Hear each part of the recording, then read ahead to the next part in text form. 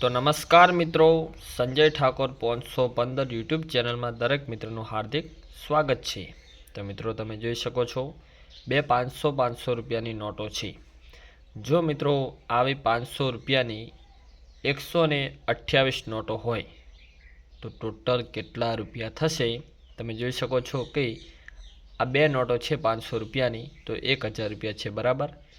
એ જ રીતે 128 નોટો હોય તો ટોટલ રૂપિયા કેટલા થાય હિસાબ કરો શાંતિથી અને સાચો જવાબ કોમેન્ટ કરો। અને મિત્રો નવા વિડીયો જોવા માટે આપણી યુટ્યુબ ચેનલને સબસ્ક્રાઈબ કરજો સંજય ઠાકોર 515 ને। મિત્રો આ વિડીયો તમે ક્યાંથી જોઈ રહ્યા છો ખાસ કોમેન્ટ કરજો। જો વિડીયો ગમ્યો હોય તો લાઈક શેર અને સબસ્ક્રાઈબ કરવાનું ના ભૂલતા।